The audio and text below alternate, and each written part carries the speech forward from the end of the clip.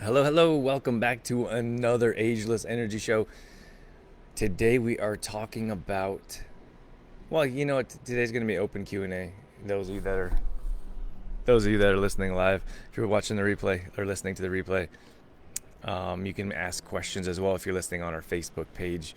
It's facebook.com/ageless energy. And otherwise, you may be listening as a podcast. So, regardless of where you're listening or what you have going on, welcome. Excited to have you here with us.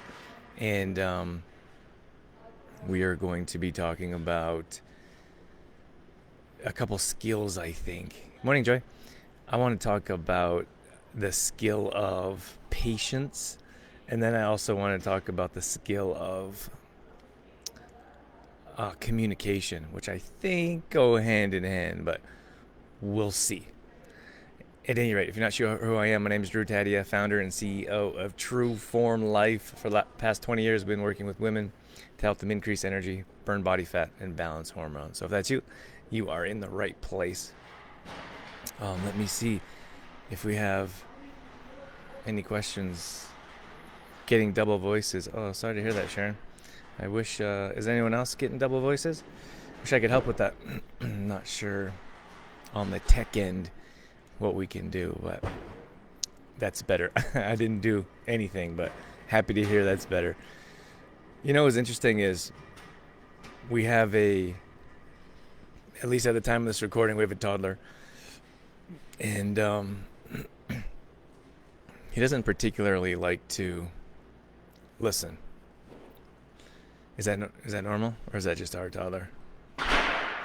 Um, he likes to talk, and I think that it's similar to adults that just talk and don't particularly listen.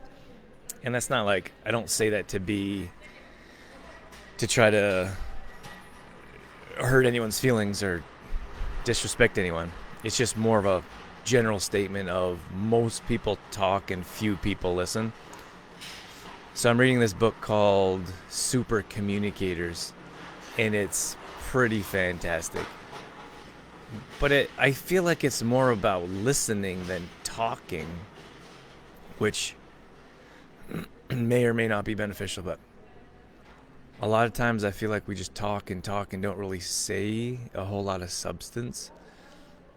And I feel like we would be better off if we were to listen more than we talk. But I also think it's a skill that we don't necessarily have worked on.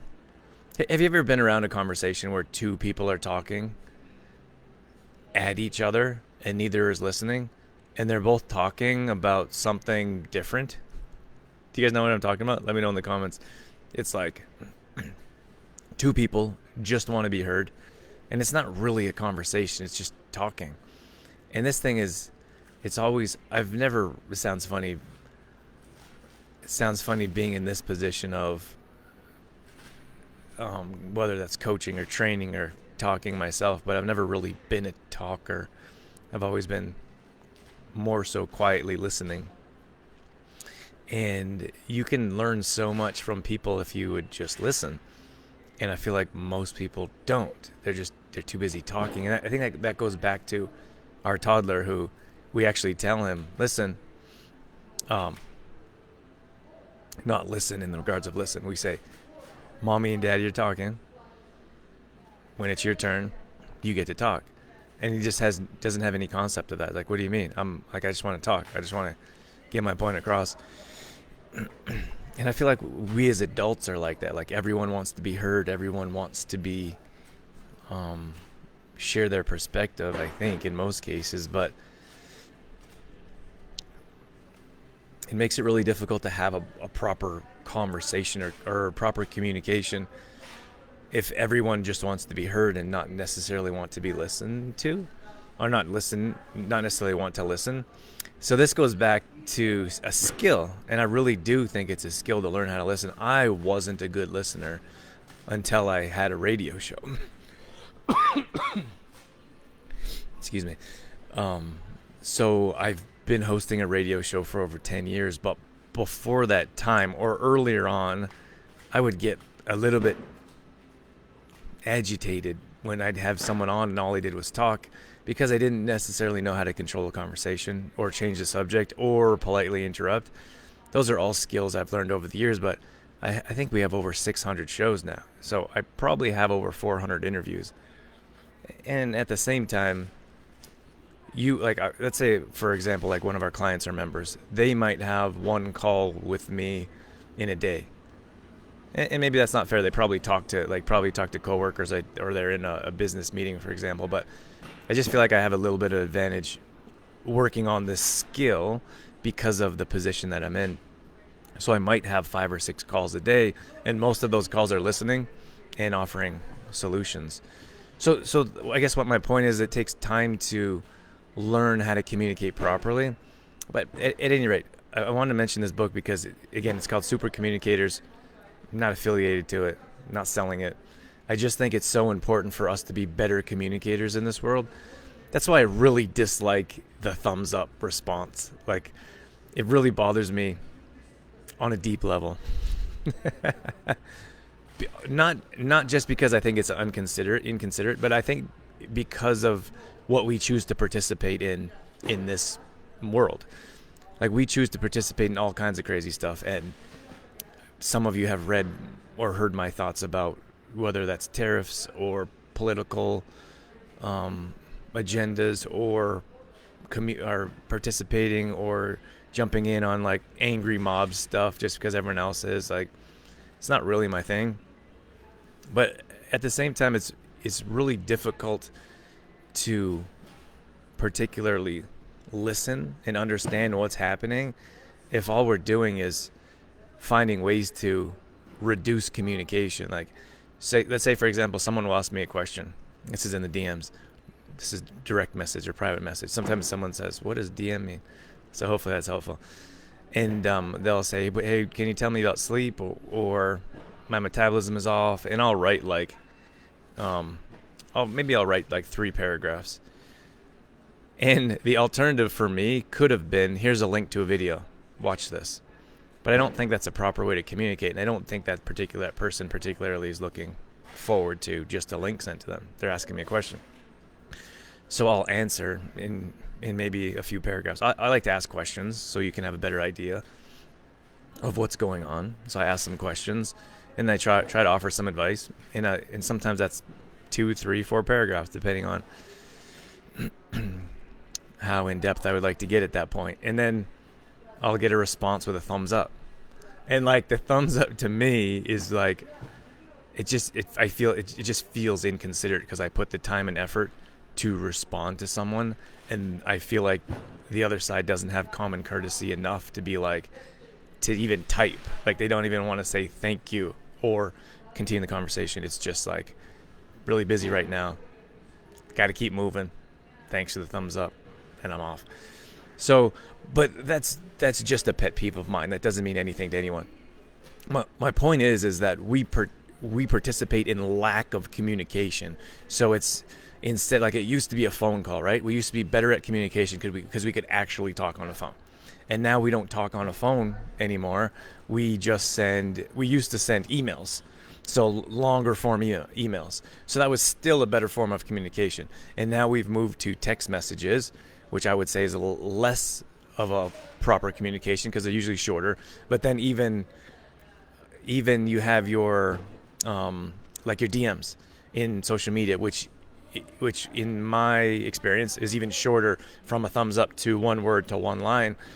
So I feel like we continually, as a society, get worse at communicating and not understanding that these are skills that we have to work on to improve. And I think about the younger generations because we have a toddler, and I think, my gosh, is he going to be able to have a conversation? And you know what's really cool is, because of the situation we're in life and understanding where we'd like to be, where we'd like to go, and the importance of communication, he'll be in the elevator in our building, and he just turned 3 at the time of this recording, and he will have a full-blown conversation with an adult, and they are blown away. They're like, why is this little child talking to me and asking questions like, hi, how you doing?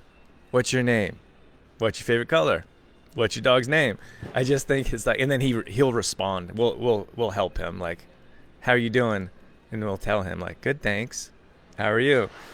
But that's a skill that we're helping him learn as he gets older. And I feel like that is such an important skill that anyone could learn from and improve on.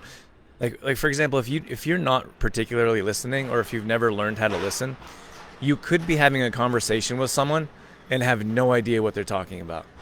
Isn't that crazy?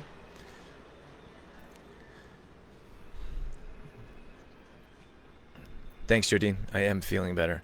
It's an art for sure, seriously. Oh man, the thumbs up. A well-deserved reputation. LOL. Yeah. I think there's a lot of people that don't particularly like the thumbs up. They just don't say anything. Or I think people start to not like it, and then they just participate it in anyways because everyone else is, right? And instead of communicating that you don't really appreciate it. It's just it's just a silly thing. Like, I know people don't mean anything by it, but that doesn't mean I enjoyed anything any less.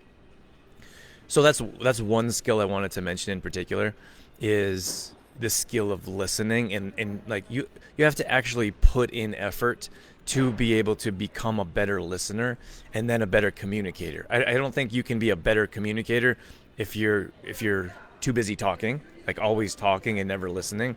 And then I don't think you can be a really good communicator if you don't practice is one and learn is the other one. So learning, reading about it, education, and then practicing it. Like I said, when I started out in radio, when I was doing interviews, I'd get like really agitated when the other person just talk. And I'll tell you, the worst interviews I've ever had was a monologue. It was just someone that would show up, not really good at communicating. They didn't understand the back and forth. And it was just like, it was one long monologue, and it was boring. Like, they just talked and talked. They rambled on. There was no focus. There was no clarity. I didn't really enjoy the interview because the person was just talking at me. I was like, why don't you just record yourself and throw that up somewhere, right? So there was that. And then I think people actually like to hear an open dialogue of different opinions moving back and forth, which I feel like that's just radio I'm talking about, or a specific interview, but we talk to people every single day, or we should. Do you remember when we were at the line at the grocery store and we used to talk to people, and now all we do is stare at our phones and flip through our newsfeed? Like, it is bonkers, like, what we accept and participate in this world. And I'm not saying I'm any better. I try to be better, certainly, and I try to be conscious of what's going on around me, but we live in such an unconscious world where communication is. And let me take a step back and explain. Like, I feel that communication is the very root of every issue in this world. Lack of communication. So if you have a lack of communication with your spouse, with your kids, with your grandkids, with your coworkers, with your boss, if you have like issues or challenges or arguments, it almost always stems from lack of communication. So over communicating and expressing your feelings in a professional manner. It's like, I feel like when I go to, I have obviously, like, I've mentioned this a few times, we have a toddler.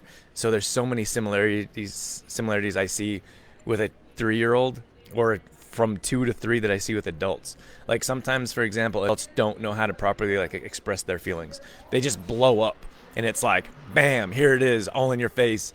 And you're like, what are you trying to get at, or what are you actually trying to say? Because it's not really coming across that well, like, certainly not in a professional manner or not in a helpful manner.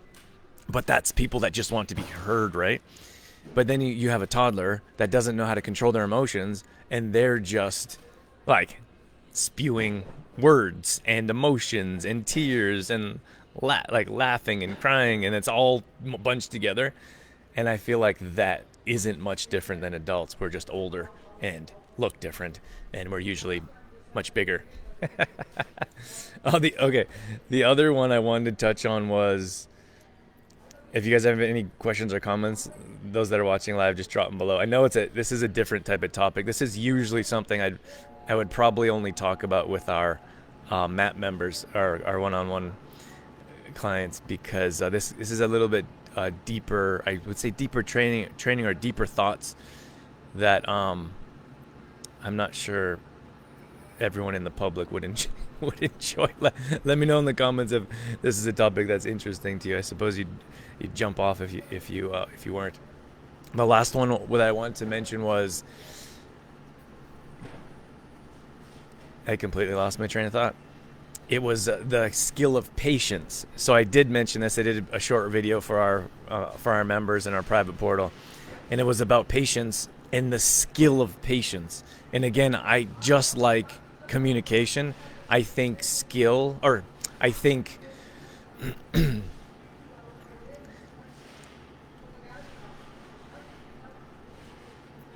patience is also a skill. So we have so many things we have so many things that we want to happen immediately.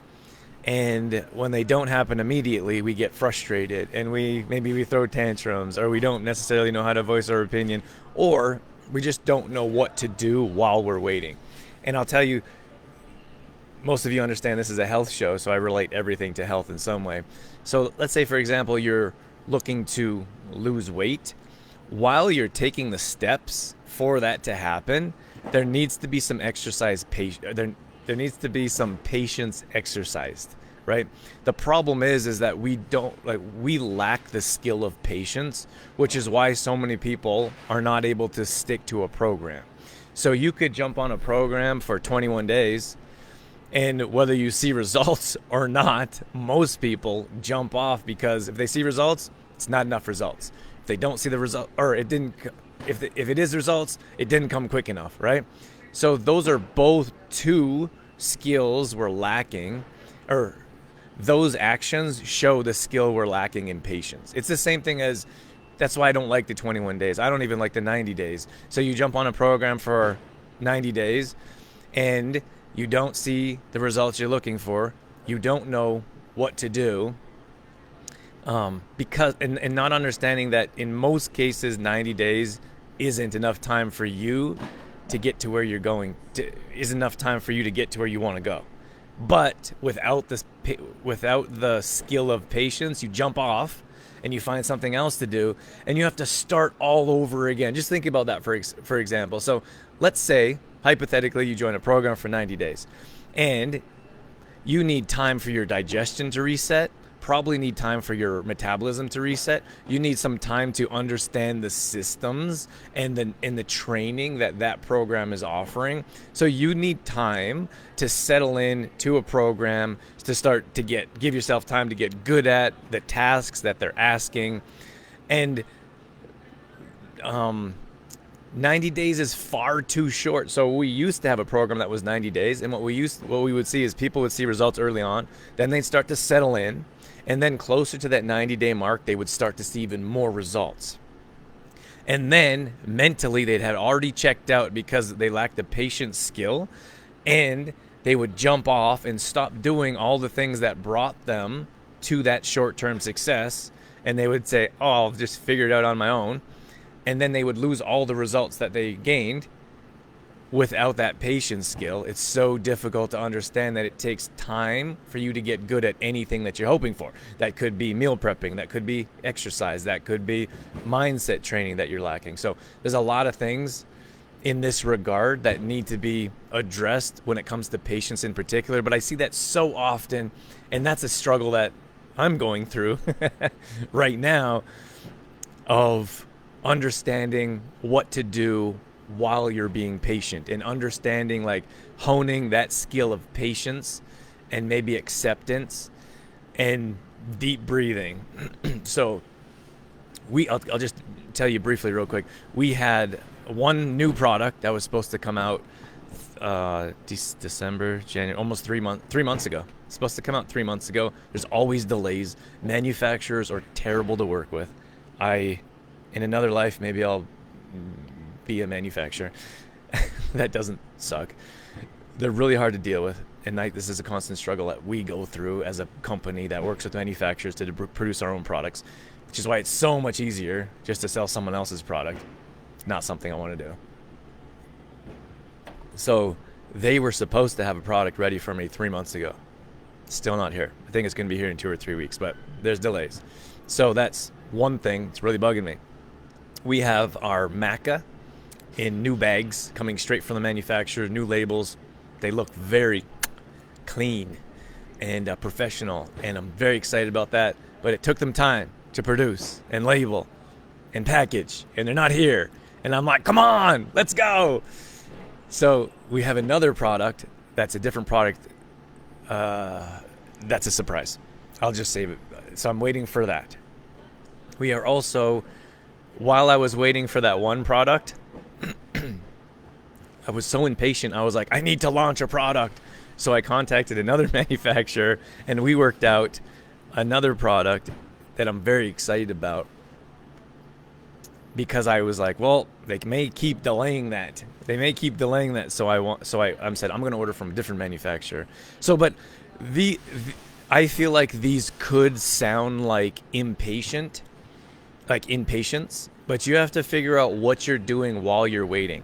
And the thing is that we have giant goals that Dorothy, my wife, and my toddler, we mostly only share with, because I think you have to be careful with who you share your goals with, because so many people want to squash your goals, or so many people won't believe in them, or they're so big, at least for us, that most people won't believe it could happen, and then they push you down. So I think if you have a very close-knit family group, some of this we share with our members, but we have really big goals. So while we're working toward these giant goals, some of these steps that I'm taking will take us closer to those goals financially, and then will give us more of an opportunity to achieve the goals that we want personally. Okay, so while we're waiting for these big giant goals to happen, what action steps are you taking? So like waiting, ordering, finding a different, waiting for a manufacturer, looking for a different manufacturer. What we have to do is we have bags to order. These are our labels. It's a little sneak peek. I'm not going to tell you guys what it is. Those are the labels that we have to design. We have to send the labels off, wait for them to come back. So this all takes time and patience to happen. And then, so while that's happening, I said, I kind of want to learn ads, because I've never been really successful with ads in particular. So I'm learning ads so we can sell so I can get good at selling our current products. So when the new products come in, we can run ads to them as well, and hopefully be successful in that regard. So of course that's very specific to what we're doing in particular. And I often talk about what we're going through in hopes that would relate to you guys as well. But as a health and wellness company, helping you guys understand like this patience and what you're doing in the meantime will make a huge difference. So let's say you've joined a program, or let's say you've joined a gym. I'm not the biggest fan of gyms, but let's say you've joined something and you have something to work towards, and everyone should have something to work towards. Otherwise, you're just showing up aimlessly. So what are the things that you're doing during that time frame that's going to take time for you to see the results you're hoping for? Let me read this and I'll finish that sentence. It didn't take 90 days to get where you are. It's not going to take 90 days to get where you want. Patience is definitely key. Thanks, Patty. Very wise words.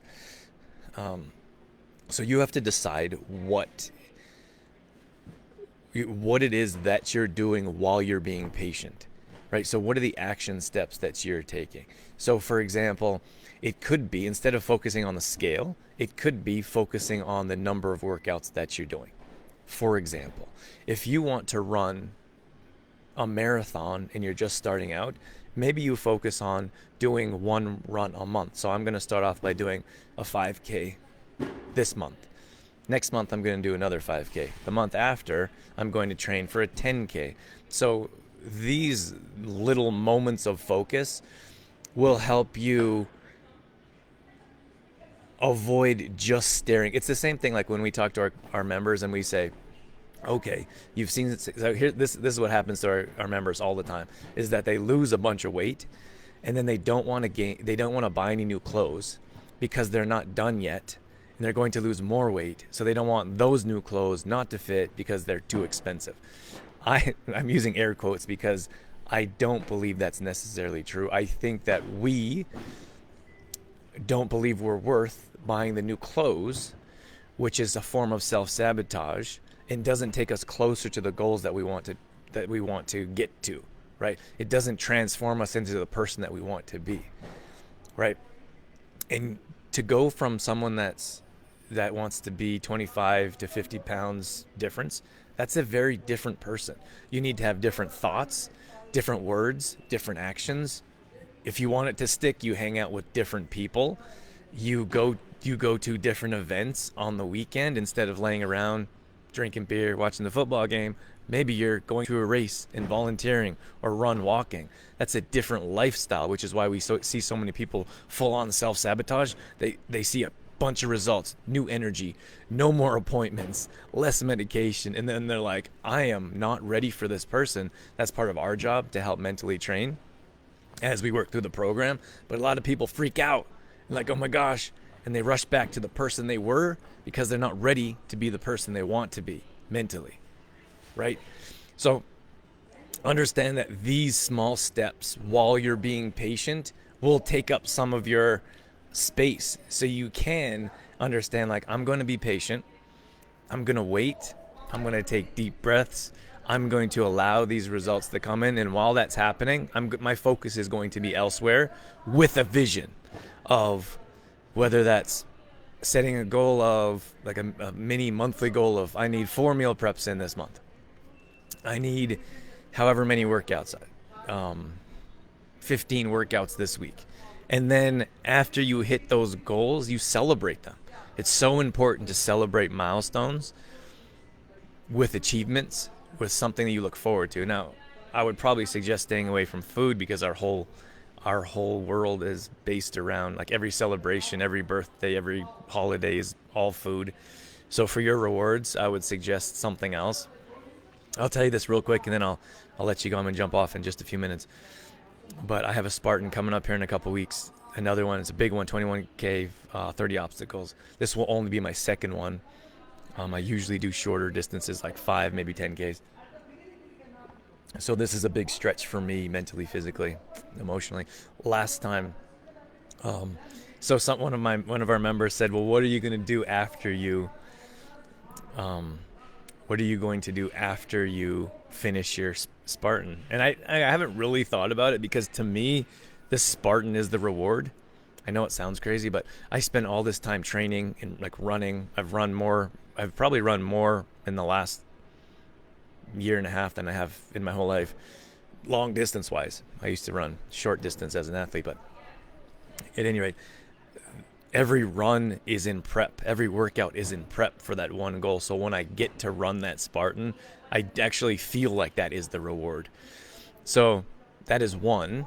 And then number 2, I kind of jokingly said, I don't know. So after that last Spartan I did, we were in Arizona. They had a hot sauna and they had an ice bath. And, like, I don't particularly like to spend money on myself, not personally.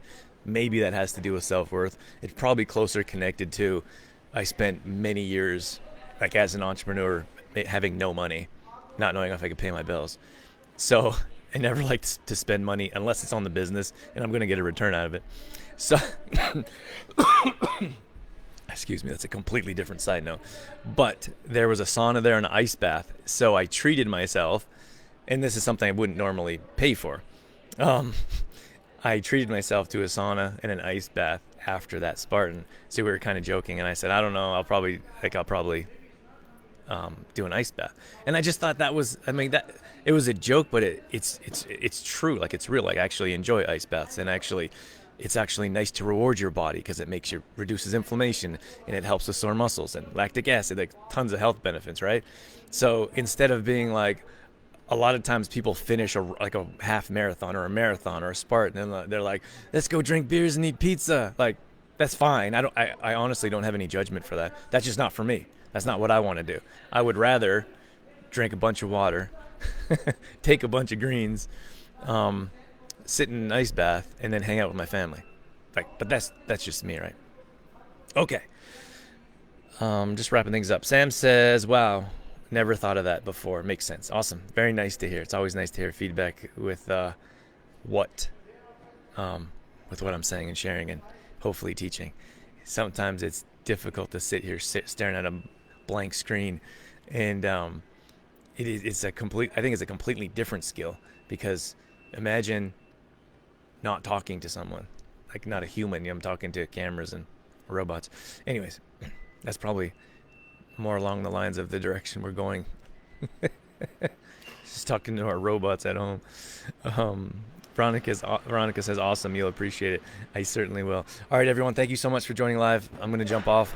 Hopefully that was helpful. If we can help with anything, drop your comments below or reach out. You can send us a private message.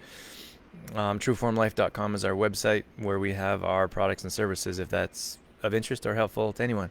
Have a wonderful weekend. Enjoy the rest of your day, and we'll catch up soon. Bye, everyone.